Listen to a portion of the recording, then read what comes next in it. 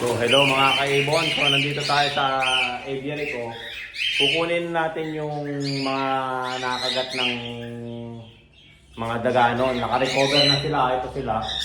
O ililipat na natin sa farm. So hindi na natin magamit to for breeding, ang gagamitin na lang natin sa kanila for display sa farm. So ayan, gagawin na natin. Kukunin natin lahat, lalagay sa carrier at ipupunta natin sa farm. So puto lang pa. So ayan.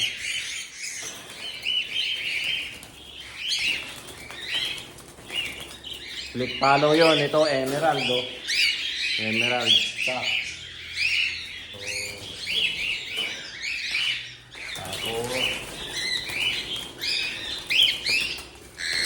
Ito silver split follow mga kaibon.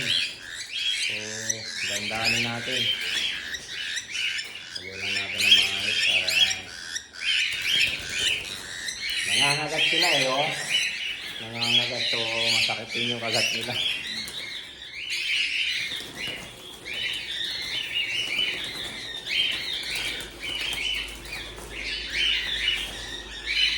So kunin natin.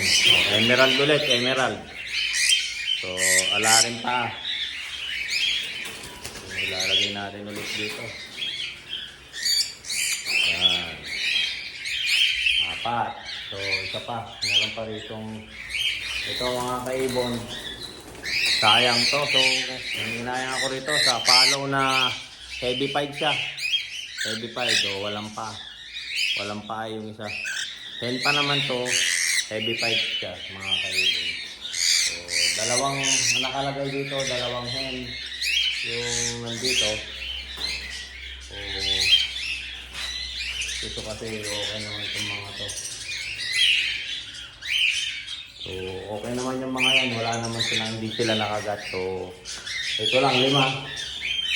Tignan natin mga kaibon.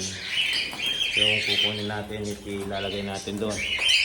So ayan, dalawang split follow, ay dalawang hen na split follow saka medium pied na follow hen. Tapos dalawang emerald stock saka isang silver na split follow. So ayan mga kaibon, ilalagay natin to sa farm ngayon. So kita nyo na sa get. So ayan, paliparin na natin sila sa bago nilang bahay. Bas na mga pilakoits. Ito yung mga walang paa. Isang paa lang to. Tagi isang paa lang yan. Lima sila. Muna, palagasin ko lang to. Mamaya GR. Ayaw lumabas. So lamputin na lang natin. So ayan.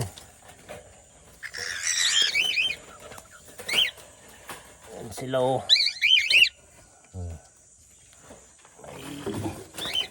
Putol lang pa, kaya tag-isa lang yung paa nila.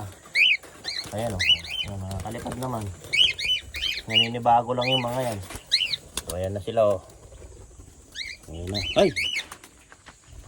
Huwag ka na, dyan ka na o. Lilipad ka pa. Ayan mga kaibon.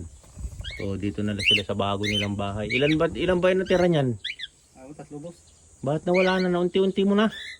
Hindi ko na namatay. Sinend ko naman sa'yo. Kaya nga 3 na lang. Oo, 3 na yung tira talaga dyan.